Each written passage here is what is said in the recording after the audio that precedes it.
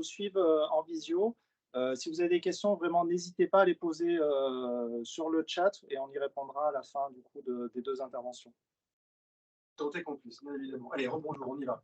J'ai à peu près une demi-heure, trois quarts d'heure pour être avec vous. Je suis très ici. Je suis Philippe Chambéry, donc je travaille pour Primonial REM France, qui est une société de gestion d'actifs initiée pour le tiers. Alors, en principe, le programme aurait peut-être dû se passer avec Nicolas Souquet, qui est régional Primonial partenaire. En fait, le groupe Primonial, pour celles et ceux qui ne le connaissent pas, c'est un groupe un peu forme, un base de conception et de gestion de produits d'épargne financière. Et en fait, au titre de sa holding, à deux sociétés de gestion, on va dire, assez emblématiques, que sont en fait l'immobilier et puis la gestion d'actifs valeurs mobilières, et la financière de l'échiquier. On est détenu en fait par le groupe à hauteur de 100%. Puis Primonial REM, c'est la holding de détention de Primonial REM France. Donc en fait, le groupe Primonial détient Primonial REM, il détient Primonial REM France. Et à côté de Primonial REM France, vous avez des sociétés de gestion en Allemagne, en Italie, également à Luxembourg, et des bureaux de représentation aujourd'hui à Singapour. Oui, et alors, sauf qu'après, je leur demande de passer à Singapour et puis au UK, en Angleterre, pour tout simplement en fait, nous permettre de continuer à investir. Alors, c'est une société en fait, de gestion d'actifs. Quand on parle de gestion d'actifs immobiliers, nous, notre métier, c'est de travailler à la fois sur la clientèle institutionnelle et grand public. En termes de masse, le grand public, ça représente à peu près 60% de l'encours global sur les 34 milliards d'euros que nous gérons en immobilier d'entreprise. Je vais revenir un petit peu pour ceux à qui ça ne parle pas. L'immobilier d'entreprise, c'est, vous le voyez, en fait, du bureau, de la santé, de l'éducation, du commerce, du résidentiel, de l'hôtellerie et de la logistique qui ne figure pas ici parce qu'on investit aujourd'hui pas en logistique, c'est un autre métier, et qu'on est déjà omniprésent sur pas mal de classes d'actifs. Petite chose intéressante à savoir par rapport en fait, à l'offre de CG Finance, on va revenir bien sûr après sur quelques illustrations de mes propos avec des fonds de gestion, stricto sensu, qui correspondent à autant de thématiques. C'est la santé et l'éducation. On est en fait aujourd'hui leader européen indépendant en matière de détention de murs de santé. Quand on parle de murs de santé, on va la voir après. C'est bien évidemment en fait tous les formats du court, du moyen et du long séjour. On aura l'occasion de leur développer. On est présent, en fait, vous voyez, aujourd'hui dans 11 pays européens. On vient de parler de la clientèle et on est à peu près 400 collaborateurs, dont à peu près 220 à Paris, travaillant, on va dire, sur à la fois la gestion des fonds eux-mêmes et également la gestion des actifs, puisqu'il ne faut pas s'y tromper. On achète bel et bien de manière directe ou indirecte des actifs immobiliers. Ça peut être tour de bureau à la Défense. On a par exemple aujourd'hui la tour Technip, qui est l'ancienne Adria, qui va être rebaptisée très bientôt, mais qu'on avait acheté il y a quelques années de ça pour 450 millions d'euros. Et là, du coup, je vais illustrer un petit peu les propos. On est propriétaire de l'actif Lumière dans le quartier de Bercy, dans le Paris 12e arrondissement. Là, c'est une transaction en fait, qui a été réalisée en 2019 pour 1,2 milliard pour vous donner en fait quelques illustrations. Et puis en santé, on achète alternativement ou des actifs en direct ou des gros portefeuilles qui nous permettent de pouvoir collecter l'argent et puis surtout de l'investir. Du commerce, majoritairement du commerce de pieds d'immeubles, parce que c'est le format aujourd'hui le plus flexible par rapport à des centres commerciaux. Et puis, vous savez très bien que le commerce est un peu malmené, notamment avec la période du Covid et sur le commerce notamment non alimentaire. Du résidentiel, je ne vais pas vous parler en fait des prix du résidentiel en fait à Cannes, à Nice, à Valbonne, à Paris. Nous, ce qu'on fait en résidentiel, c'est ce qu'on appelle en fait du résidentiel institutionnel, c'est de la vente en bloc. On achète en fait des portefeuilles et ça nous permet effectivement aujourd'hui d'avoir certaines formes de décote. Et une autre illustration de ce que l'on peut faire en résidentiel, on s'est positionné sur la rue de la République à Marseille, pas très très loin d'ici, même si c'est un peu concurrent. Et donc on possède pratiquement tout le côté droit de la rue de la République. Donc ça, c'est un travail en fait qu'on appelle de création de valeur. Et ce travail de création de valeur, en fait, c'est acheter ce portefeuille avec du résidentiel, du bureau et du commerce, le travailler, c'est-à-dire en fait remettre un petit peu au goût du jour à la fois les appartements, les commerces de pieds d'immeubles et également les espaces de bureaux pour les relouer avec la clientèle qui nous va bien sur des niveaux de loyer qui, bien évidemment, sont supérieurs à ce qu'ils étaient avant qu'on ne l'achète. Ça, c'est une parfaite illustration. Et puis, on fait la même chose, par exemple, en Espagne. Actuellement, on est sur un énorme portefeuille d'état futur d'achèvement. Donc, ce sont des actifs qui ne sont pas encore livrés, qui sont livrés au fur et à mesure. On décaisse en conséquence à mesure, effectivement, que les actifs sortent de terre. Et puis, c'est un portefeuille qui vaudra à terme à peu près 1 milliard d'euros. Je vais être très près quand même du. Non, ça va On va passer. Alors, les slides, j'en ai 60. Tous les slides, vous les avez, vous l'adressera. Je ne suis jamais à mes slides parce que on est tous d'accord là-dessus. Par rapport en fait à la gamme qui nous est proposée, là vous avez effectivement devant vous la gamme des fonds grand public. Vous voyez qui représente à peu près 9 milliards d'euros. Et ce soir, en fait, je voulais vous proposer de mettre un petit accent sur deux fonds qui sont labellisés ISR, que sont Primovie et Primopierre, et puis deux unités de compte immobilières. Les unités de compte, pour celles et ceux qui ne le savent pas, c'est une société civile qui ne peut être achetée que dans le cadre de vos contrats d'assurance vie. Alors l'intérêt, c'est d'avoir une commission en fait d'acquisition qui est relativement modérée, qui est très modérée même, et en contrepartie de quoi vous bénéficiez de la fiscalité de l'assurance vie. Et ce sont des fonds dits de capitalisation qui ne distribuent pas.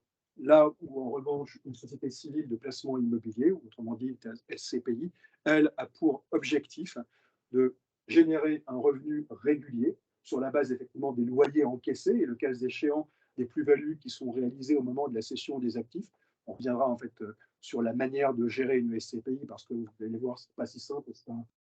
Même si c'est un véhicule de bon père de famille, comme on le dit autrement, ce sont des véhicules qui parfois peuvent atteindre des tailles assez conséquentes, et donc avec des actifs assez nombreux, le cas sur Primopierre, qui figure dans le top 10 des SCPI françaises parmi les 10 plus grosses capitalisations du marché, et adossé respectivement aux deux thématiques de la santé et de l'éducation et du bureau.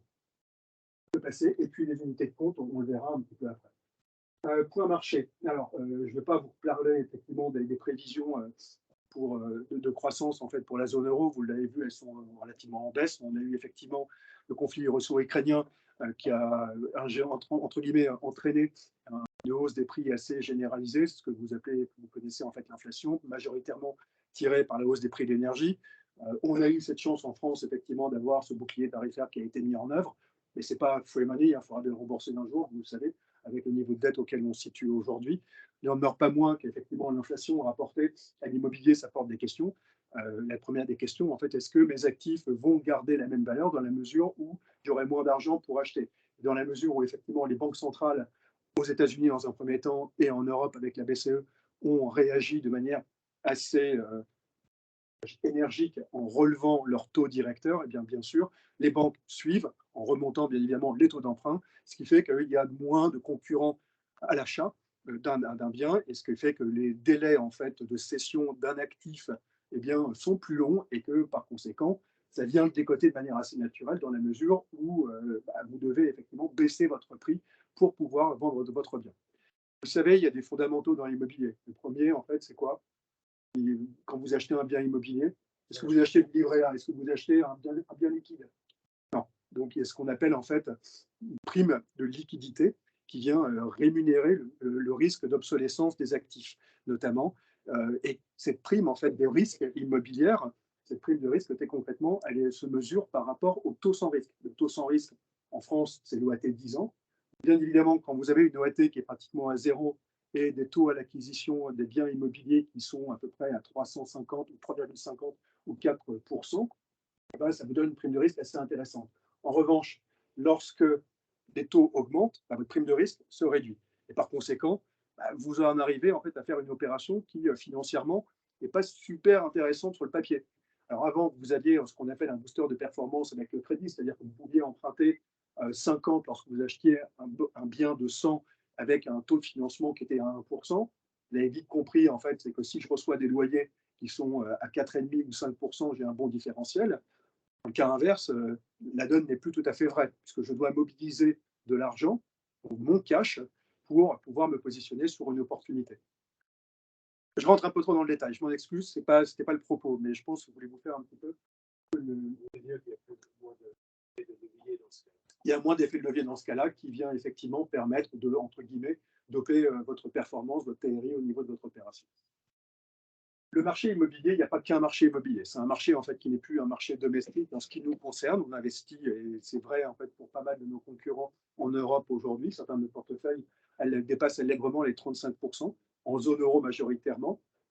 C'est un marché européen. Vous le voyez, c'est un marché de 200 milliards. C'est pas grand-chose rapporté en fait au marché financier et à la profondeur en fait de l'ensemble des places. Mais ici, on parle bien d'actifs qui ne sont pas cotés. Un actif coté, c'est un actif en fait qui connaît une fluctuation en fonction de l'offre et de la demande, c'est les marchés financiers, Et par conséquent, vous avez beaucoup de volatilité. L'immobilier, en principe, c'est peu volatile. Vous avez en fait un peu de volatilité par effectivement des variations de prix de vos actifs, mais très peu au final. Et en assurance vie dont on parlait tout à l'heure, le gros intérêt sur les fonds dont je vais vous parler, c'est que vous avez très peu de volatilité sur ces produits avec des rendements associés, même si c'est de la capitalisation, qui sont stables. Et ça, c'est effectif sur de très longues durées.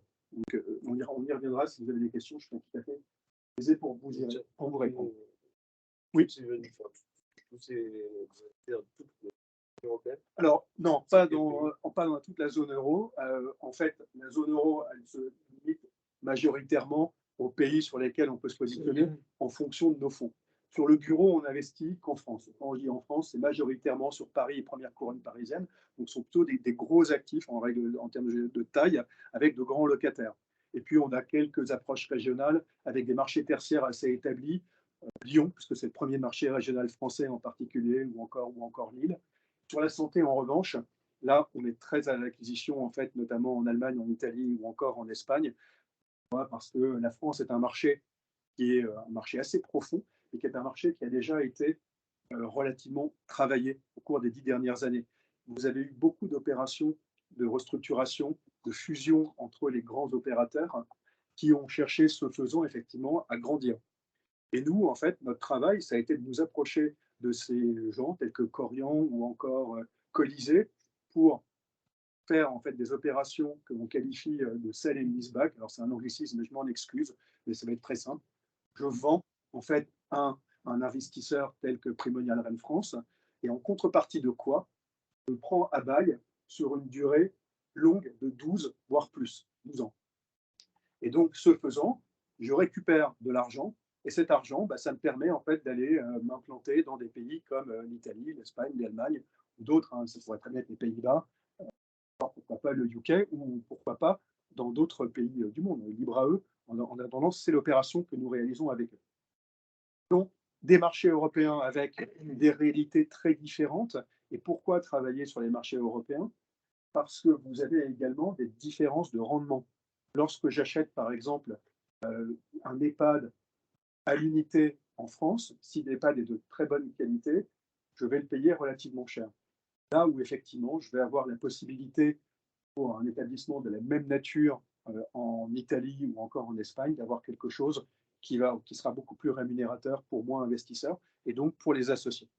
C'est on va dire, un juste milieu et une composition en fait que nous réalisons chaque année entre des sommes que nous collectons auprès de vous, les particuliers investisseurs, et puis ce que nous investissons. Et l'investissement en fait se fait bien sûr, vous allez voir, sur des périodes de long terme. C'est bien tout l'objectif en fait d'une SCP. Sur les EHPAD, vous faites les murs. Oui, alors oui, on n'a pas. Alors, en termes de gouvernance, bien évidemment, nous n'intervenons pas dans la gouvernance des exploitants. Nous, on achète les murs de santé. On va y revenir juste après, comme ça vous devancez un peu ma question, mais c'était un petit peu l'objet. On va tourner un peu plus vite, parce que sinon, voilà, ça c'est la répartition. On va peut-être commencer par la santé ou le bureau, qu'est-ce que vous préférez? Allez, on commence par le bureau. Allez, c'est parti. Ça, c'est en fait une SCPI qui est la plus vieille de la maison. Elle a été créée en 2008. Vous allez voir en fait beaucoup en fait de l'acronyme ISR pour investissement socialement responsable. Vous en avez certainement entendu parler. C'est pas en fait un effet de mode rapporté à l'immobilier, c'est une démarche qui est hyper objectivée. Vous avez tous entendu parler de la COP 27, de la COP 21. On est tous en fait aujourd'hui concernés. Je vois sur le parking, il y avait de l'hybride, il y a de l'électrique. Bien évidemment, chacun commence à réfléchir un peu de son côté sur la meilleure des manières de faire pour, on va dire, contribuer positivement à la réduction des émissions carbone. L'immobilier, c'est d'autant plus important que rapporté à l'échelle hexagonale, c'est à peu près 45% des émissions de gaz à effet de serre, des consommations d'énergie, et 20% des émissions de gaz à effet de serre.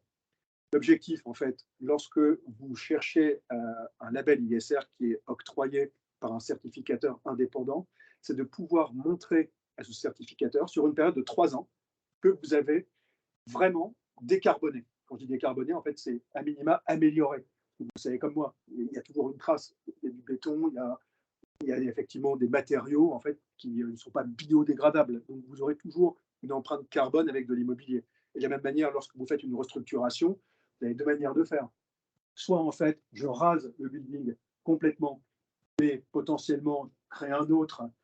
Quel cas, bah, ça nécessite de faire venir du matériau, ça nécessite de faire venir des camions, des camions qui viennent parfois en fait pour s'approvisionner avec des matériaux eux-mêmes sur des ports qui viennent avec des matériaux qui viennent de Chine, enfin j'en passe et des meilleurs. Donc vous voyez un petit peu l'empreinte carbone de votre chantier, ou alors vous avez d'autres approches qui aujourd'hui consistent tout simplement à remployer en partie, par exemple, l'existant. Donc ça veut dire au lieu de tout casser, pour être un peu trivial, et bien tout simplement en fait pas récupérer, mais curer, on va dire, l'immeuble totalement, le désamianter, le déshabiller, puis réutiliser une partie des matériaux déjà en place. C'est déjà un peu plus vertueux, et ça se mesure réellement.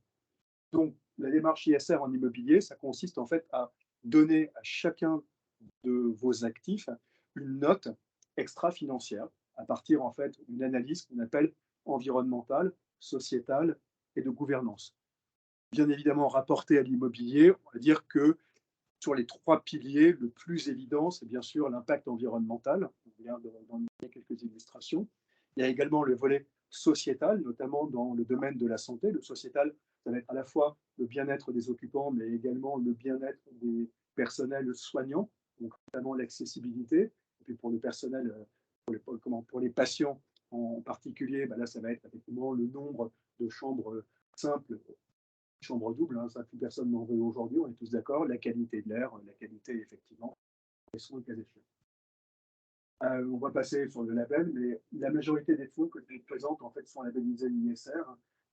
Primopierre, c'est un fonds de bureau, c'est assez rare en fait, c'est 100% bureau, ce qui signifie concrètement que nous investissons plutôt dans des actifs de grande taille, des tours à la défense, mais également des actifs de bureau, des sièges sociaux. On va donner un ou deux exemples qui sont achetés pour des durées relativement longues avec de grands locataires. On est plutôt en fait sur des locataires de type CAC 40 et très peu en fait sur la PME, PMI. Et en gros, ce que l'on cherche à faire, c'est à porter ces immeubles pendant une bonne période, bien les acheter. Aujourd'hui, les valoriser au niveau ESG pour garder notre note ISR au niveau des fonds. Et puis, bien évidemment, les faire progresser pour permettre de créer de la valeur. Alors, c'est un patrimoine qui, vous le voyez, en fait, est majoritairement francilien. On s'en excuse, mais il se trouve que le marché francilien, c'est à peu près 80% de l'investissement national en matière de bureaux. Et c'est là qu'effectivement, vous trouvez le plus d'opportunités, là où le marché tertiaire est le plus développé. Je peux passer. Alors, quand je parlais de diversification, vous avez vu, il y a 75 actifs dans le portefeuille. Donc, quand vous parlez de SCPI, vous avez en fait une véritable distribution régulière de vos revenus et une bonne mutualisation de vos risques. Le risque locatif, c'est vous avez un congé, vous êtes planté, vous n'avez qu'un appartement, les vos yeux pour pleurer. Là, quand vous avez effectivement 75 actifs avec bien sûr parfois pas uniquement du monolocataire mais du multilocataire, eh bien vous avez cette forme de mutualisation qui vient réduire de manière assez drastique le risque locatif. On peut passer, donc il y a 383 baux en place et puis vous avez là quelques illustrations effectivement qui sont en fait nos locataires. On a même l'OCDE en fait à Boulogne-Billancourt en fait qui est d'anciennes usines qui ont été entièrement réhabilitées. Et excusez-moi, mais juste oui. Pour parler du Covid là, tout à l'heure, oui. En fait, le télétravail, etc. Donc, oui, bien sûr. Alors, le télétravail, en fait, il n'était pas encore totalement instauré. Il a été véritablement installé dans la pratique avec le Covid. Et aujourd'hui, comme vous le disiez, en fait, ça va être dur de revenir en arrière. La majorité, en fait, des sociétés qui peuvent se permettre le télétravail, pas tout le monde, bien évidemment, vous travaillez chez. C'est compliqué de faire travailler vos salariés, effectivement, en télétravail, vous en doutez. Donc là, on est plutôt vers une tendance de 1 à 2 jours de télétravail généralisé. C'est ce qu'on appelle du flex office, ou voire du full flex, c'est-à-dire en fait, il n'y a plus aucun poste attribué. Donc en fait, le siège social est un lieu, on va dire, où vous arrivez le matin, vous pointez, entre guillemets, sur l'écran, et puis si vous avez de la place, c'est bien, si vous n'en avez pas, vous allez ailleurs, dans ce qu'on appelle des tiers-lieux. Un tiers-lieu, en fait, c'est ce que vous connaissez peut-être sous le nom de coworking. Donc aujourd'hui, la manière d'opérer les sièges sociaux, elle a un peu changé. En revanche, ça ne veut pas dire en fait qu'à l'instant auquel nous parlons, il y a une demande moindre réelle de la part de l'état-major. Parce que lorsque vous preniez un bail sur 50 000 m² sur une tour, vous envisagez effectivement un actif, on va dire, mono-activité, du bureau. Aujourd'hui, lorsque vous prenez un bail sur une tour de 50 000, ce que le directeur immobilier va vous demander, c'est d'avoir, je vous dis une bêtise, mais 40 000 mètres carrés de bureau, mais 10 000 mètres en fait, carrés dédiés aux services et aux autres, par exemple, à de la restauration. Ça peut être également des espaces ouverts, y compris le week-end, donc des salles de sport. Ça peut être des rooftops, ça peut être n'importe quoi, mais effectivement pour faire vivre l'immeuble. Et en réalité, en lieu et place d'une relation qui était historiquement fondée entre un bailleur et un preneur à bail, aujourd'hui, vous avez l'interposition d'exploitants, de commerçants qui, bien évidemment, font vivre l'immeuble et puis au bénéfice, on va dire, de sa rentabilité également.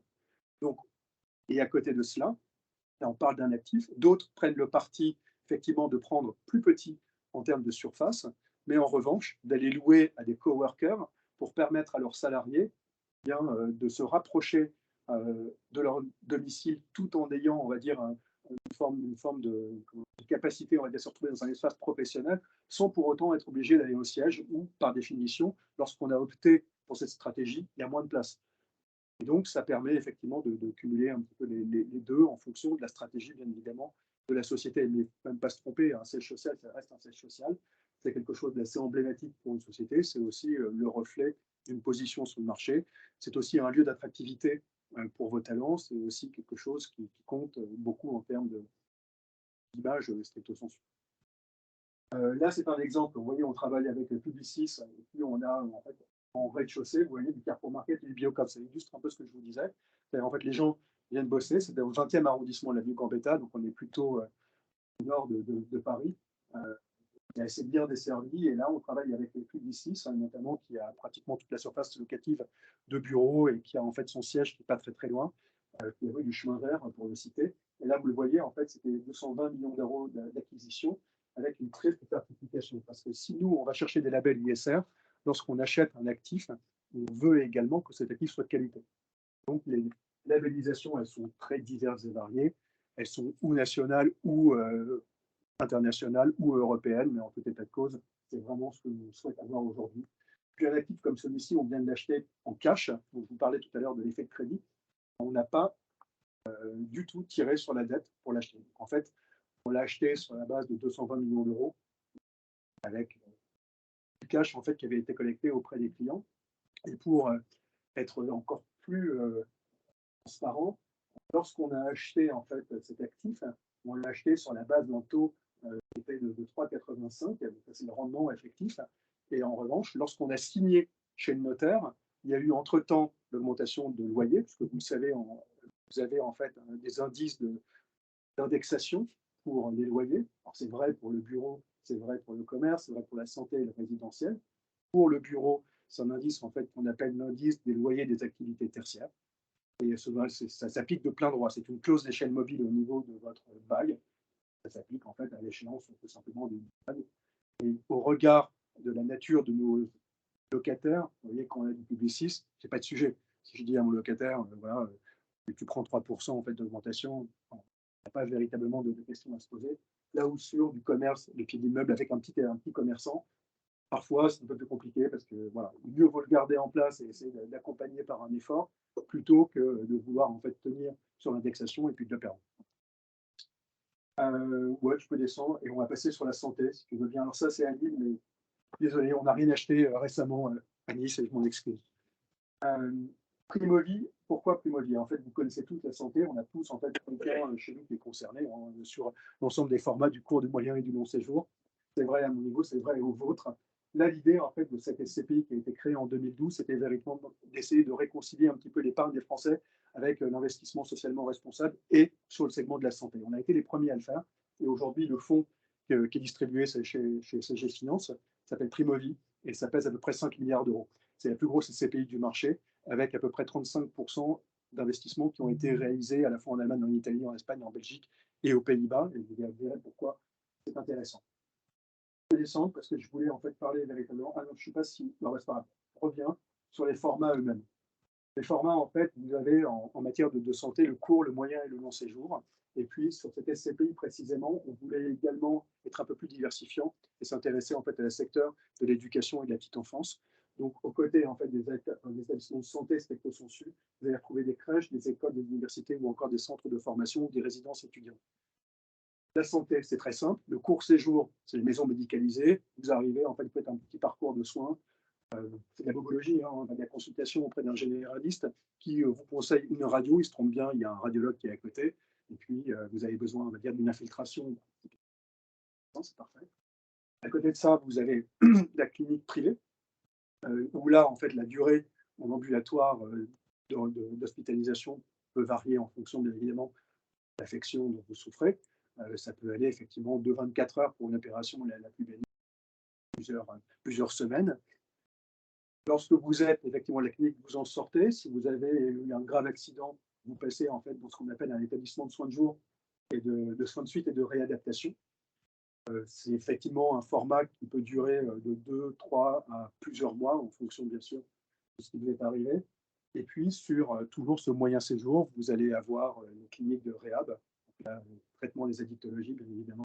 Et puis, vous allez avoir également l'établissement psychiatrique, avec les burn-out qu'on a compris. Il y en a beaucoup aujourd'hui qui sont un peu full. Et puis, au-delà, c'est le long séjour. Alors là, vous avez deux formats. Vous avez la maison de retraite non médicalisée. En fait, mon travail, c'est de mettre à disposition de vos parents, des miens, on va dire, le meilleur espace possible, l'espace le plus accueillant et voilà, on se sent bien. Et puis, malheureusement, quand arrive le plus grand âge, l'âge de la dépendance, là, en fait, on n'a plus le choix. Et notamment, les enfants n'ont plus le choix et ils envoient malheureusement leurs parents, ce qu'on appelle un EHPAD, qui est géré effectivement par un exploitant.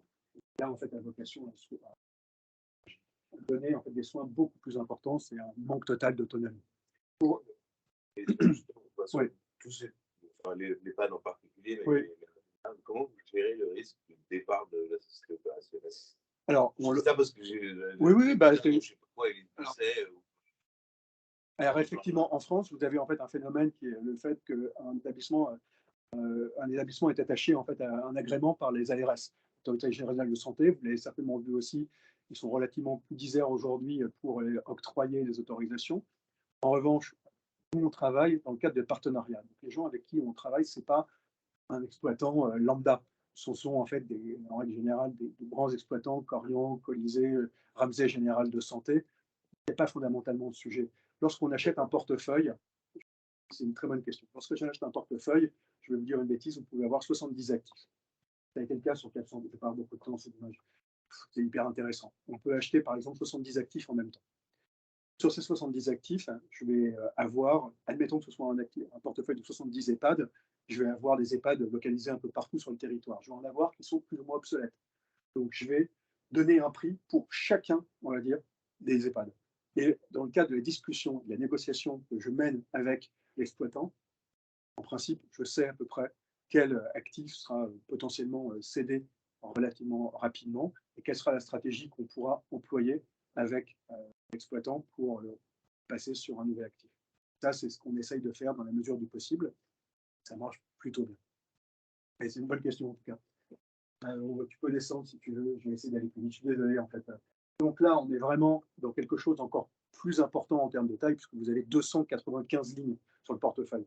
Alors là où vous aviez en fait 76 lignes sur Primopierre, là vous avez 296 actifs eux-mêmes, sur plus de 300 baux en cours. Et là, ce que vous venez chercher dans la santé, c'est une caractéristique qui est un peu atypique, c'est un peu de la cyclicité. C'est-à-dire que même si vous avez une récession économique, en cas de récession, le bureau peut être un peu plus impacté parce que les états-majors se projettent moins. Dans la santé, ce n'est pas vrai. Vous avez une thématique qui est double, c'est le vieillissement en fait, démographique et européen, à part des plus de 85 ans qui, à l'horizon de 2040, est importante, et puis le manque d'infrastructures. Ça, c'est vrai à l'échelle européenne. On estime qu'à peu près, il faut 70 à 90 milliards d'euros d'investissement à horizon de 2030 pour arriver en fait à accueillir les futurs 85 CNER. Je ne sais pas comment on pourrait dire, mais en tout état de cause, on est à peu près dans cet ordre d'idées. Et en France, on était sur un budget étatique. Vous savez, en France, on dépense beaucoup pour la santé. C'est plus de 7,5% de notre PIB. On est déjà, entre guillemets, exsangue. Donc, venir par la voie des financements privés, on va dire, prendre le relais, c'est loin d'être idiot. Comme je vous le disais, l'une des caractéristiques fondamentales de la santé, c'est que c'est adossé à des besoins réels.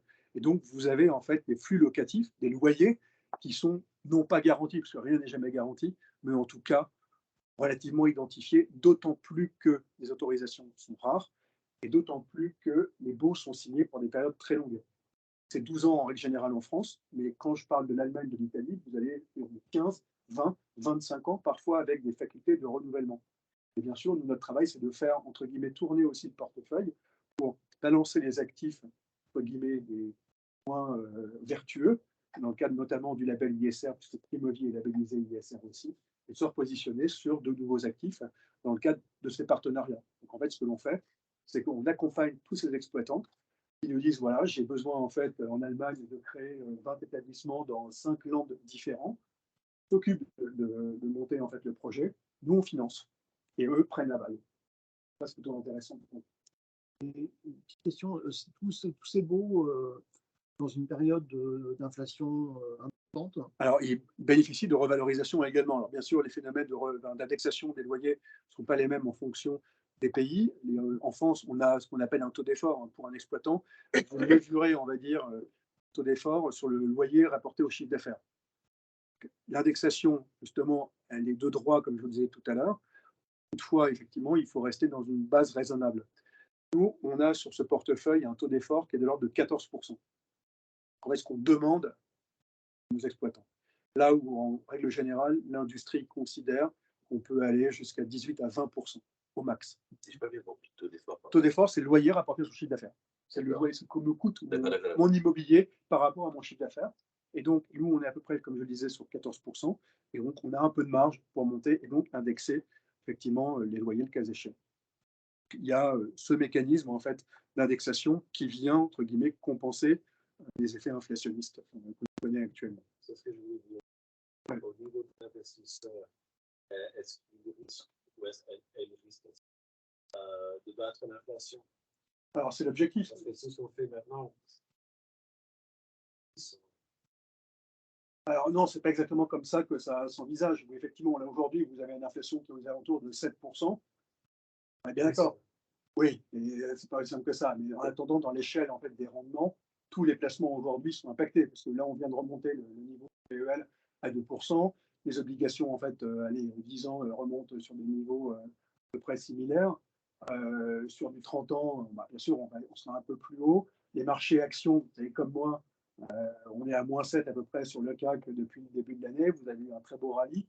Mais si vous déflatez effectivement vos rendements financiers aujourd'hui, oui, vous êtes pratiquement en perte. Mais l'idée, en fait, c'est plutôt de venir indexer ces loyers pour justement compenser à terme l'effet inflationniste. C'est ce que disait, en fait, la prime de risque immobilière va se reconstituer. Nous, on va acheter sur des taux à l'acquisition qui seront plus bas. Et par conséquent, en fait, j'ai un numérateur et un dénominateur qui vont varier également. Et donc, un rendement qui va augmenter. Donc, qui va venir, entre guillemets, compenser les effets de l'inflation. C'est indexé l'inflation. Oui, bien sûr que oui, puisqu'en fait, l'inflation est un élément clé dans les indices d'indexation. Voilà à peu près où on était là-dessus. Alors, 1,3 million de mètres carrés, donc ça fait beaucoup d'actifs. Et comme je vous le disais, en fait, c'est un portefeuille qui est très diversifié et très granulaire en termes de format sur l'ensemble du court, du moyen et du long séjour. Et je suis à la bourre, on me signale. Voilà, descends un petit peu si tu veux.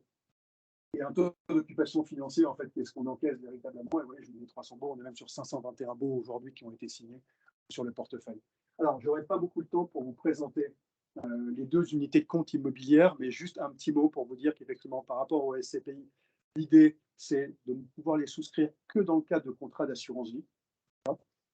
Vous n'avez pas de distribution par ailleurs dans l'assurance vie, vous en moquez un petit peu. Donc, vous avez en fait une capitalisation du résultat qui est généré en fait par les SCI.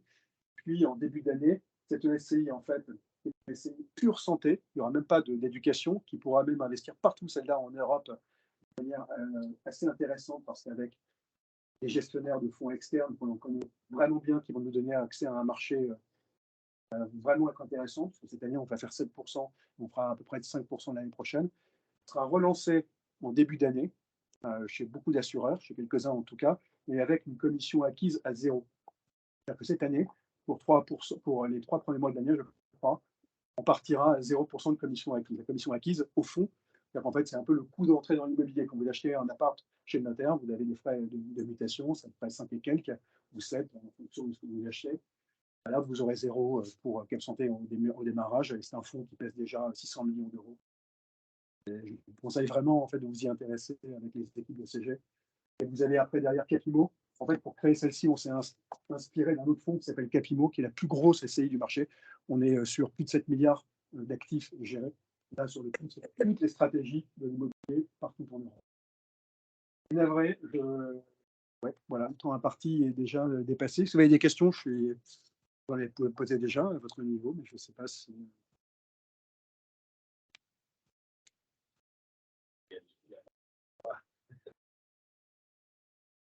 Une fois qu'on entre dans Oui. l'investissement, on doit rester un certain temps. Alors, oui, l'immobilier, vous le savez, en fait, c'est le temps long. Quand on dit le temps long, et ça me permet effectivement de rebondir sur les modes de gestion en fait, des fonds immobiliers. Un fonds immobilier, en fait, c'est créé pour une durée de 99 ans. Alors, on ne sera plus là ni moins, surtout moins. Mais en revanche, on est sur des véhicules de bon père de famille. On gère en fait ces fonds avec une approche qui est relativement prudentielle.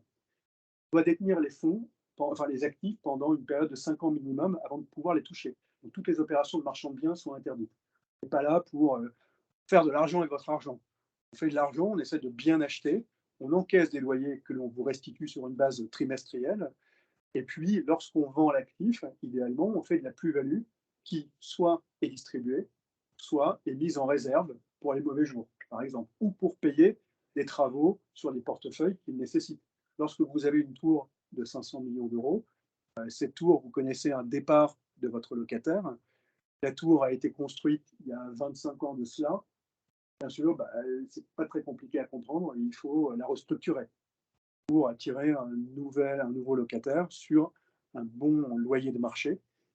Ça nécessite de l'argent. Donc, en fait, on provisionne aussi dans les provisions pour gros entretiens.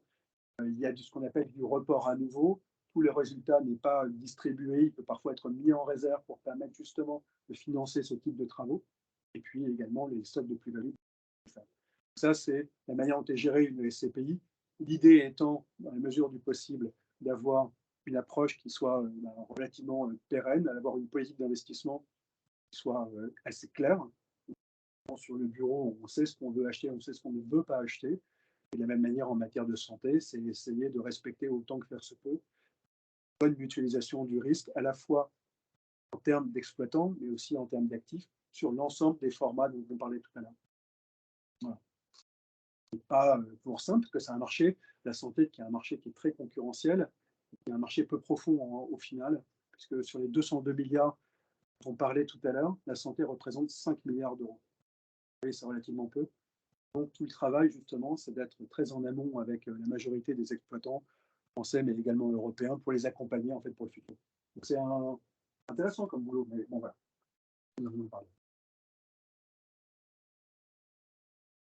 Et tout ça pour vous. Voilà. Désolé de ce petit temps qui est un peu court à mon sens, mais quand même pas fait. Merci.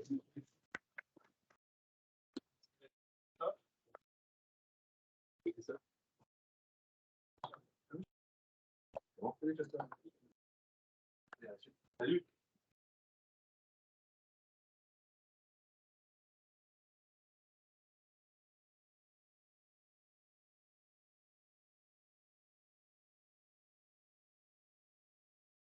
Je ne sais pas où me mettre pour être dans la lumière ou pas dans la lumière. Bonjour à tous.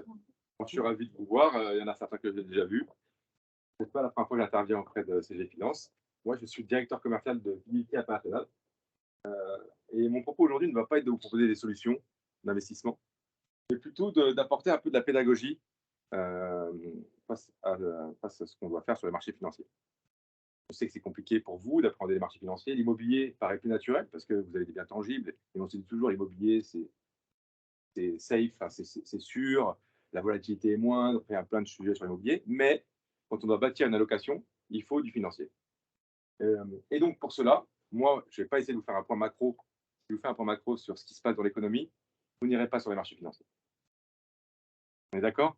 Si je dois vous parler de l'inflation, de la guerre en Ukraine, etc., etc., et puis on aurait pu faire ça l'année dernière, l'année d'avant, il y aurait toujours des raisons de ne pas aller sur les marchés financiers. Pour autant, Je vais vous prouver qu'il faut y aller.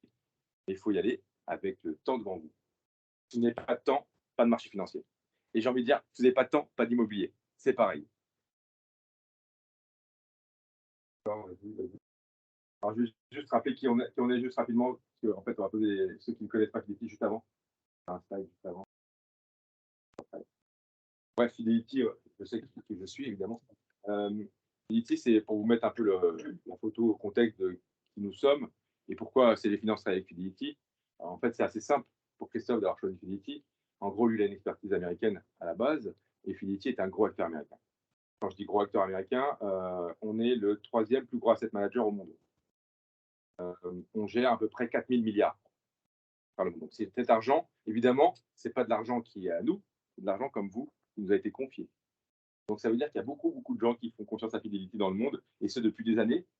Et en fait, la force de Fidelity, c'est quoi? C'est une capacité à investir pour vous sur les marchés sur lesquels vous ne pouvez pas aller, que vous ne souhaiteriez pas aller. Nous, on va prendre le risque pour vous parce qu'on connaît les entreprises, on connaît le business model, on connaît les sociétés, la façon de consommer.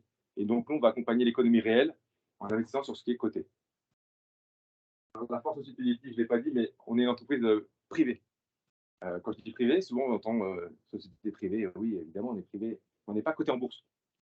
Quand je vous ai dit qu'on était la 3e plus grosse maison de gestion au monde, on appartient toujours à la petite fille du créateur et aux salariés. Et ça, c'est assez unique dans l'industrie parce qu'en général, les concurrents, tous les gros concurrents du marché, ont un cours de bourse. Donc, ça veut dire que quand le marché chahute, il y a moins 20, moins 30, moins 40 sur les marchés financiers, les entreprises qui sont elles-mêmes cotées subissent de plein fouet cette baisse de valeur. Et donc, ça met un stress sur la façon de travailler, alors que nous, on a une vision long terme. Et ça nous pose aussi, on se dit que de toute façon, il ne se passera rien pour nous, qu'on sera toujours là. C'est important pour vous aussi de se dire qu'un acteur comme Fidelity, moi je suis là aujourd'hui, demain ce sera un autre, mais Fidelity sera toujours là. C'est la création de Fidelity aux États-Unis, puis après, on va passer directement sur les slides pédagogiques, juste pour vous montrer justement comment nous, on aborde les marchés financiers et comment vous devez les aborder. Je vais encore aller, c'est ma gamme. C'est juste pour dire que Fidelity, en gros, nous, notre métier, c'est fournir des solutions. On n'est ni banque ni assureur. Mon métier, c'est que vous avez une problématique sur un marché financier, Fidelity, en général, a la solution. C'est vraiment mon métier, c'est vraiment répondre aux besoins des clients finaux et des intermédiaires financiers, que ce soit clients finaux comme vous, banques, institutions, entreprises. On répond à tout ça avec nos solutions financières. Alors là aussi, la particularité, juste revient juste avant, c'est intéressant quand même. On est en France depuis 1994. On est le premier acteur étranger à avoir attaqué le marché français. Et on a une approche qui est à l'image de Fidelity, je dirais. On est installé localement. On a un agrément AMF, ce qui en fait, on est une des seules sociétés de gestion étrangères à avoir un agrément AMF, donc on est une société de gestion française aussi. Mais en fait, ce modèle qu'on a dupliqué, qu'on a fait en France, c'est le même qu'on a partout. Nous, on veut absolument pas seulement être un bureau de vente, mais on veut connaître les entreprises qui sont là, connaître les clients, et fournir des solutions qui correspondent à nos clients. Donc vraiment, le maillage territorial de Fidelity est très fort. On est implanté partout dans le monde, et ça permet aux gérants de discuter entre eux pour comprendre vraiment comment fonctionne un consommateur chinois, comment fonctionne un consommateur américain, un consommateur français, et vraiment essayer de prendre les tendances pour investir au mieux pour vous. Une fois qu'on a dit ça, tu peux passer que ça, vas-y. On va rentrer dans ce que nous, on propose, c'est justement les outils pédagogiques. Cet outil-là, enfin, ce livret-là, il vient du Japon. Les clients finaux sont partout dans le monde, sont comme vous. Alors, chaque client n'investit pas de la même façon, mais doit apprendre les marchés de la même façon. Et donc ça vient du Japon, on a juste fait le traduire. Et moi, aujourd'hui, je vais vous présenter rapidement. Et ces 8 repères, j'aime le dire, quand les marchés sont chahutés ou quand tout va bien, feuilleter ce petit magazine permet de vous rassurer et de vous rappeler vos objectifs. Parce que parfois, on pense qu'on va gagner vite de l'argent sur le marché financier, c'est une erreur. On peut en perdre vite, c'est une réalité. Mais le vecteur de performance, c'est le temps. Je vais le répéter souvent, le seul moyen de gagner de l'argent sur les marchés financiers, c'est d'avoir du temps. Et on va le voir. Alors, le premier slide, justement, là, c'est les marchés, c'est le MSCI World, donc c'est l'indice mondial. Son évolution depuis, on ne voit pas bien parce que c'est un peu flouté, mais c'est en gros depuis, je dirais, on va dire, on peut partir de 2000, donc avant 94. 94.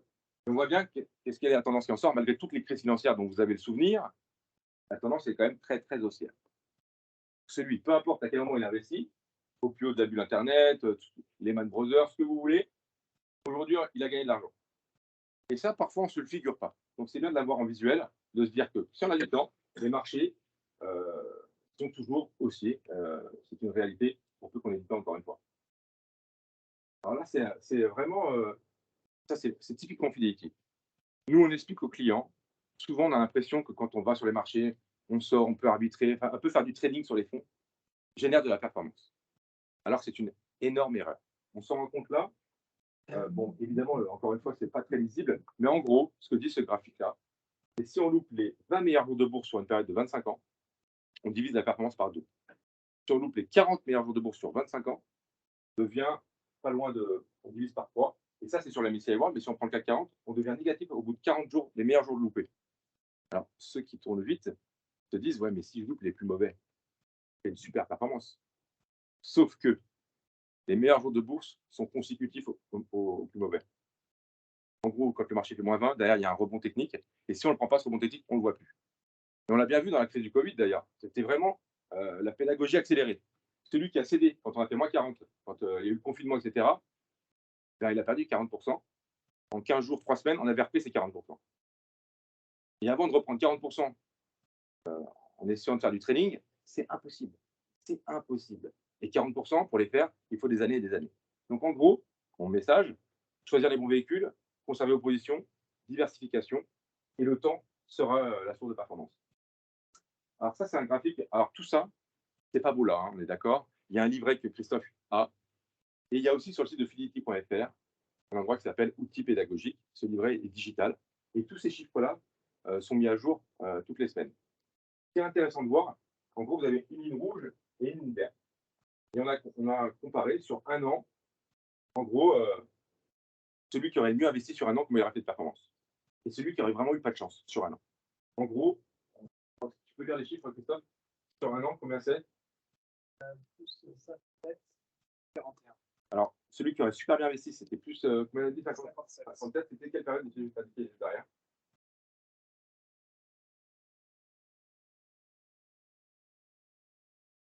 « 99 et 2000. » Voilà. Celui-là, il aurait investi là, boum, il faisait 55%. Et celui-là, je pense que ça correspond à peu près à 2011, quelque chose comme ça. Il aurait fait moins 44. Et 2010. 2008. Exactement. Et plus on avance dans le temps, à un moment donné, le prendre plus là, c'est 14 ans, il n'y a plus aucune chance de perdre sur les marchés financiers. Peu importe à quel moment on a investi. Même si on est le plus poissard du monde, on a investi au plus haut des marchés, au bout de 14 ans, bah, il a quand même gagné de l'argent. Encore une fois, la notion de temps est centrale dans l'investissement. Tu vois, hocher la tête, vous avez peut-être une remarque? Non, mais ça se fait. Et en fait, plus après on avance et on fait de la performance avec le temps, évidemment. Alors, c'est intéressant de se dire que si on n'a pas le temps, encore une fois, on ne va pas sur les marchés. C'est clair, et c'est fait. Ça, c'est la psychologie de l'investisseur. On voit, nous, on analyse évidemment les mouvements de marché qui ont lieu quand le marché est chahuté. Comme on a pu le connaître un peu cette année d'ailleurs, on voit que le marché subit des baisses, et le client final est résilient. Il résiste. Il résiste. Juste au moment où il ne peut plus résister. Il se dit, il faut que je sorte, je vais tout perdre.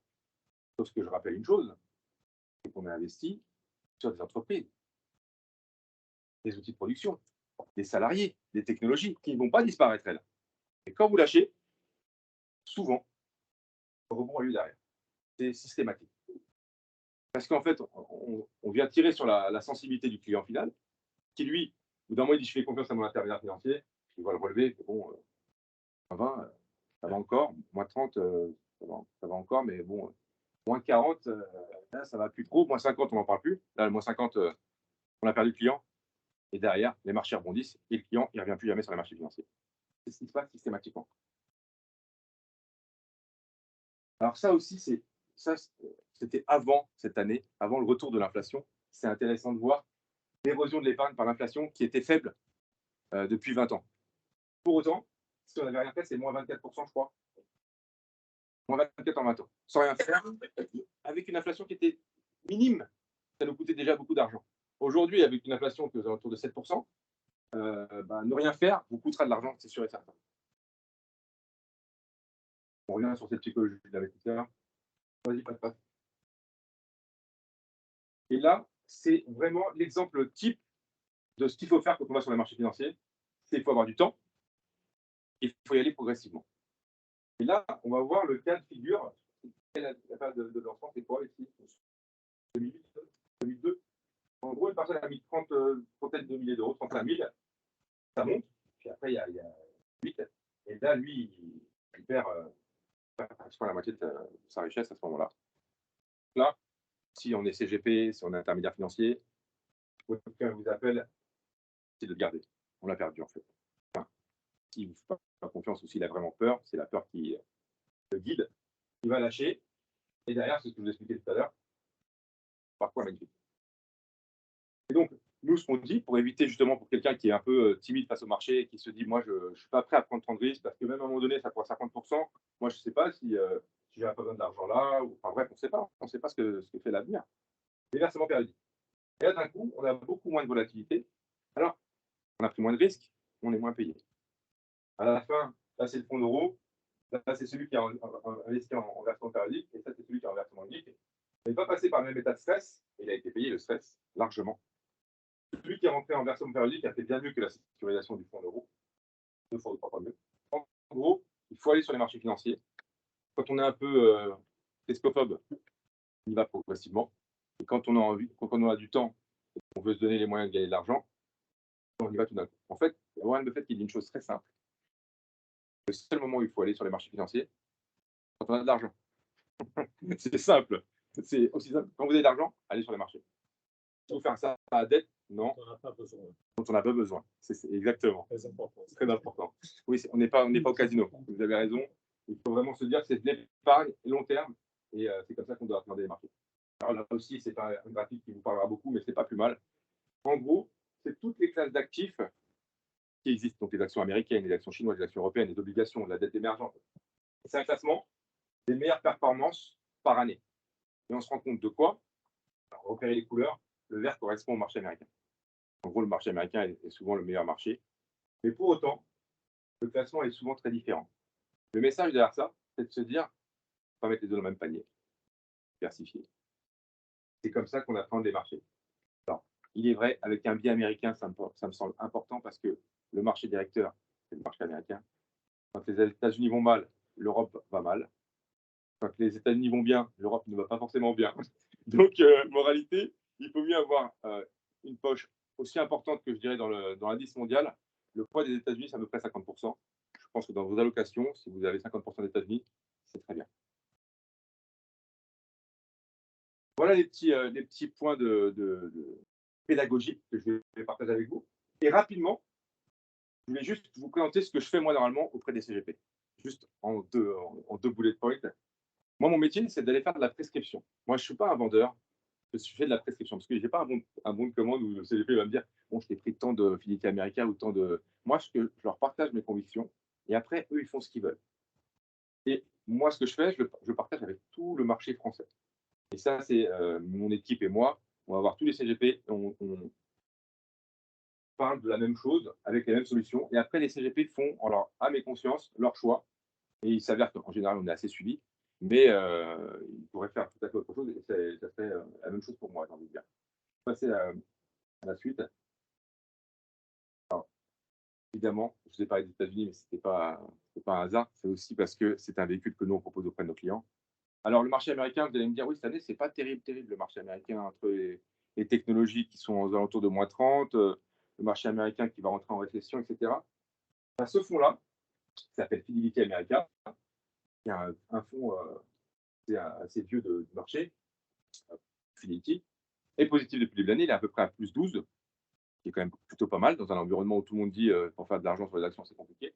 Mais en fait, ce fonds-là, il fonctionne parce qu'il n'a pas fonctionné dans le passé. Dans le passé, il n'avait pas de technologie.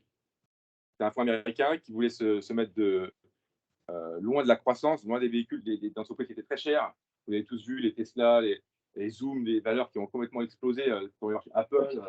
Enfin bref, et là, c'est ce qu'on voit très bien, c'est l'indice retraité des technologies n'est plus du tout sur la même valorisation. Et le gérant de Fidelity America, lui, n'avait pas de technologie et donc a pâti de la performance des marchés financiers américains en relatif, parce que pour un investisseur européen, c'est toujours très bien. En gros, c'était le plus mauvais fonds américain Pour autant, sur 5 ans, il fait autant que le MSCI Europe, l'indice européen. Donc, on ne faisait pas une erreur en investissant dessus. Par contre, il faisait 2 fois moins que l'indice américain. Et aujourd'hui, c'est un peu un rattrapage. On voit bien que le monde a changé. Les taux, on a évoqué, vont impacter l'immobilier forcément à un moment donné, impactent les valorisations de l'entreprise. Et donc, les valeurs technologiques qui étaient très exposées à ça ont une correction massive. Ce qui ne veut pas dire qu'il ne faut pas avoir de valeurs technologiques. Il veut juste dire que peut-être qu'on va retrouver de la normalité dans les fondamentaux et qu'on va peut-être retrouver un peu de valeur dans les valeurs qui étaient complètement délaissées par le marché. Tout Philippe Cap. Je peux passer après, j'ai pas. Ça, c'est juste. Je pense que Christophe vous enverra les slides, c'est super intéressant, parce qu'on ne se le figure pas non plus. C'est par décade. Les entreprises sont leaders mondiaux tous les 10 ans. Et on voit que le monde va vite. On voit que le monde va très, très vite. À l'époque, dans les années 80, on voyait déjà de l'informatique, mais c'était IBM, AT&T, et puis il y avait encore du pétrole, et beaucoup d'Américains. Les années 90, c'était les années du Japon. Beaucoup de valeurs japonaises qui trustaient les valorisations boursières. Ensuite, on a commencé à voir Microsoft. Puis un monde qui change, et puis le pétrole progressivement qui sort. Et puis qui revient en 2010. On a PetroChina, on a Petrobras, et puis maintenant, on a toujours un peu derrière, mais on a toujours les valeurs techno qui prennent le lead depuis 2020. Et quid en 2030? Quelles seront les valorisations de demain? Quand on voit comment ça change vite, il ne faut pas rester figé non plus dans ces positions. Et je pense que c'est le rôle des gérants, justement, de ma maison de gestion, de justement aller choisir les bonnes valeurs et les bonnes tendances de marché pour essayer d'éviter les crashs qu'on a pu connaître. J'ai un exemple en tête, peut-être que vous vous en souvenez, mais à une époque, tout le monde avait un Nokia en poche. Les fans de Nokia, c'était des leaders. C'est là qu'on se rend compte qu'un leader européen mondial peut disparaître, pas tout de suite, mais ça met son temps, mais ça disparaît, alors que c'était inimaginable à un moment donné. C'est pour ça qu'il faut vraiment être au fait de tout ça et laisser la main aux gérants pour qu'ils fassent les bons choix pour les entreprises sur lesquelles ils investissent. Ça, c'est les flux, en plus, ça aussi, c'est les valorisations. Enfin, ça, c'est la performance du fonds. Octobre, il était à plus 10. Ce que je vous disais, sur 5 ans, il est à 55%. Donc, en gros, comme je vous disais, c'était le plus mauvais fonds américain, mais il fait aussi bien que le marché européen. Donc, avoir investi dessus, c'était très bien. Et là, c'est le deuxième fonds que je propose à mes CGP. Aujourd'hui, je suis un peu contrariant. C'est la Chine. Enfin, ce n'est pas le même constat. La Chine, il y a à peu près 1 an et demi, on avait évoqué une théorie qui était un consensus de place. Les premiers qui étaient rentrés dans le Covid étaient les premiers qui allaient en sortir et qui allaient avoir un rebond des marchés financiers. Parce que reprise de la croissance, reprise de l'économie chinoise, sauf que, patatras, l'État chinois en a décidé autrement, a réformé son pays de manière totalement drastique, on peut le dire, oui, totalitaire, j'allais dire, mais c'est peut-être pas le bon mot, mais peut-être pas celui qu'il fallait utiliser. Mais en gros, ils ont empêché la Chine de repartir fortement. Et donc, évidemment, les marchés financiers qui investissent sur les marchés chinois, ils disent, oh, entre le zéro Covid et les réformes comme fait l'État chinois, on retire notre argent. Donc, catastrophe, tout ce qui devait se passer ne s'est pas passé. Et donc, le marché chinois connaît depuis maintenant, on va dire, 5 ans, des contre-performances massives. Pour autant, moi, mon métier, c'est justement d'aller voir plus loin. Et je rappelle quelques chiffres que vous les ayez en tête. La Chine, c'est 18 000 milliards, c'est le PIB. C'est le deuxième plus gros PIB au monde, derrière les États-Unis. Le poids de la Chine dans les indices mondiaux, 3%. La population chinoise, c'est à peu près 3,4 milliards d'habitants, tout comme ça, ou 3,7. Enfin, en gros, on prend États-Unis, Europe, on n'arrive pas à la taille de la Chine, on n'est même pas à la moitié. Donc, nous, on se dit qu'un pays qui est si gros, qui génère autant de croissance de son PIB, qui est en difficulté aujourd'hui et qui se développe, moi j'ai eu la chance d'aller en Chine, je peux vous dire que la Chine, ça va très très très vite. Et je pense que c'est aujourd'hui qu'il faut investir sur la Chine. Si on se donne un peu de temps, je pense que c'est vraiment un très bon point d'entrée. Si on regarde, tu peux avancer, parce qu'après, moi, je fais l'analyse des valorisations. Le marché chinois, c'est le moins cher de tous les marchés. Aujourd'hui, il n'y a pas moins cher que le marché chinois. C'est encore, c'est les valorisations. Ce qui est intéressant, c'est ça. Aujourd'hui, le marché chinois, on l'a vu, il est volatile, mais aussi, il a quand même une tendance haussière pour ceux qui ont eu du temps. Mais ceux qui ont commencé à s'intéresser à la Chine, c'est à peu près là. Donc là, ils sont à moins 51, ceux qui étaient téméraires à l'époque. Et même, on est descendu à moins 60. Là, je peux vous dire qu'il y en a plein qui sont sortis. Et là, depuis je dirais 15 jours, on a déjà pris 10%. Il suffit que l'État chinois dise on arrête la politique zéro Covid, le rebond va être fantastique sur les marchés chinois. Parce que tout le monde se dit que ça va repartir vraiment et il y a un potentiel énorme. Et nous, le véhicule qu'on vend, il s'appelle China Consumer. C'est un véhicule qui repose sur la consommation de la classe moyenne chinoise. La classe moyenne chinoise est de plus en plus riche, consomme de plus en plus, et la particularité des Chinois, ils consomment chinois, sauf pour le luxe. Le reste des véhicules, j'avais un exemple, le plus gros brasseur de bière au monde, c'est pas Heineken, c'est pas Budweiser, c'est Snow Beer, bière chinoise, qui n'est vendue que sur le territoire chinois. Le territoire chinois, suffit d'être leader sur son marché, on est leader mondial. Donc c'est vraiment une tendance structurelle. La Chine ne se cache pas qu'elle veut être, on parle d'American First, on l'a entendu, mais China First, c'est pas une légende, ils veulent aussi être les meilleurs. Et je pense qu'à horizon 2030, 2040, ils vont talonner de très très près les États-Unis. Et en termes de valorisation, ça ne peut pas rester à ce niveau-là. Encore une fois, 3% du MSCI World, c'est une aberration économique. Et juste son poids devait doubler, passerait de 3 à 6.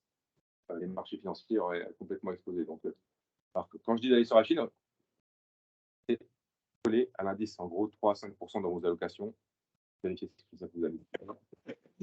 Mais en tout cas, ça serait moi, c'est ce que je ferais dans tous les portefeuilles de mes clients. Voilà, c'est ce que je fais. Il y a un grand inconnu, c'est le Taïwan. Et ça, on ne sait pas combien de temps ça va mettre dans l'équation. Exactement. En fait, tout ce qui est géopolitique, c'est comme si on revient sur l'Ukraine et la Russie, ce conflit, enfin, cette intervention militaire des Russes dure longtemps quand même. C'était pas du tout anticipé, même si la Crimée était quand même déjà petite alerte où personne n'avait réagi. Il est vrai que Taïwan est un vrai sujet.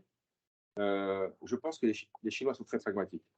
Pour le coup, je pense qu'ils veulent d'abord se constituer une économie très très solide, et après Taïwan sera un autre sujet. Mais en effet, c'est une épée de Damoclès qui n'est pas à éluder. Mais tout ce qui est géopolitique ne rentre pas normalement. Enfin, nous, on est des stock pickers. Nous, ce qui nous intéresse, c'est vraiment la vie de l'entreprise, des entreprises. On a un gros bureau en Chine. Il y a plus de 2000 salariés de Fidelity en Chine. On va aussi, pour vous donner une idée de. Les Chinois, normalement, travaillent avec des Chinois. C'est comme ça, c'est culturel pour eux. Pour autant, Fidelity a réussi à avoir un agrément. On va pouvoir aussi vendre des axes, enfin des fonds pour les épargnants chinois dans le cadre de la retraite. Ce qui prouve bien que l'État chinois a une grande confiance en Fidelity dans sa façon d'accompagner les entreprises. On n'est pas des spéculateurs, on est des investisseurs, et ça rassure aussi l'État chinois. Donc voilà, en gros, c'est ce que je dis comme message auprès de mes partenaires quand je vais les voir aujourd'hui.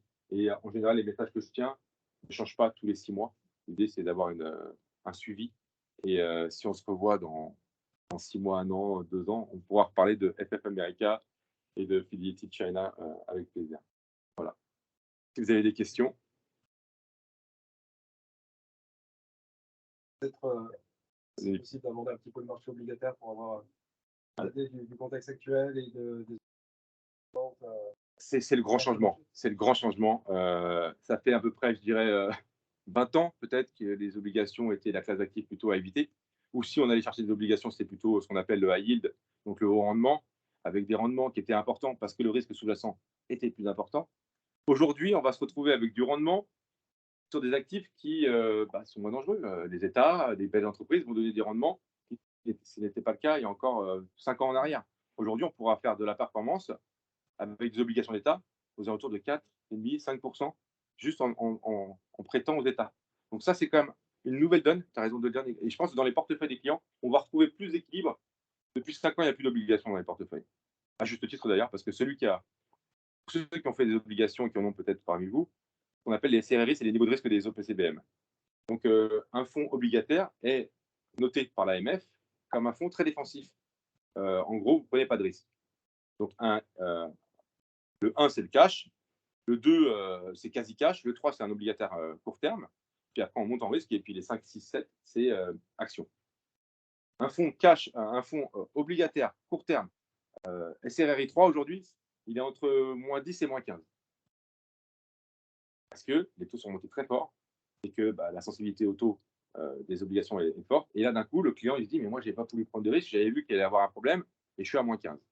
Aujourd'hui, se positionner sur les fonds obligataires, il n'y aura plus de moins 15 parce qu'on sait que la tendance est plus du tout la même, parce que les taux sont bien remontés. Ils ont plutôt tendance à rester stables avec un rendement embarqué qui va être aux alentours de, je vous ai dit, entre 3 et 5%. On va pouvoir retrouver la stabilité dans vos portefeuilles et peut-être un retour du fonds euro dans les contrats d'assurance vie qui lui-même est rattaché à des obligations. Donc, les portefeuilles étaient très actions aujourd'hui. avec trait d'action immobilier, on va dire, et structuré, produits structurés. Aujourd'hui, on va retrouver une poche obligataire qui sera un peu le stabilisateur des portefeuilles. Et je pense que c'est vraiment une opportunité à saisir. Je pense que début d'année 2023, on aura vraiment une visibilité sur ce que ferait la Fed et la BCE.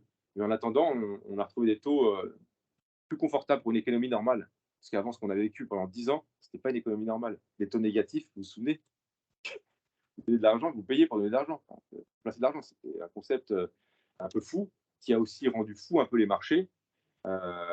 Et aujourd'hui, ben, les banques centrales font leur job, on retrouve des niveaux plus normaux. Et c'est la bonne nouvelle, c'est que si l'économie se met à ralentir du fait d'une récession, du fait pourront rebaisser les taux et donc redonner de l'oxygène aux économies. Aujourd'hui, sans cette politique qui peut paraître d'un point de vue rationnel sévère, dur, elle a un vrai sens, c'est redonner du pouvoir aux banques centrales pour pouvoir relancer l'économie, ce qu'elle n'avait plus comme pouvoir depuis maintenant 10 ans. À part injecter des liquidités, vous avez entendu les sommes qui étaient injectées dans l'économie pour relancer l'économie, en fait, on crée de la fausse monnaie. Donc, c'était pas bon. Et aujourd'hui, on retrouve un monde plus normal, avec des taux plus importants et un retour du marché obligataire dans les portefeuilles des CGP. Voilà. Merci beaucoup. Merci de votre écoute, en tout cas. Ah oui, excusez-moi.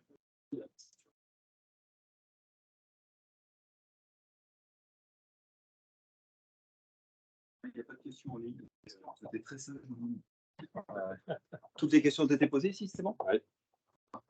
Merci de votre présence. Donc là, on vous invite à partager un verre et quelques. Oui, hein.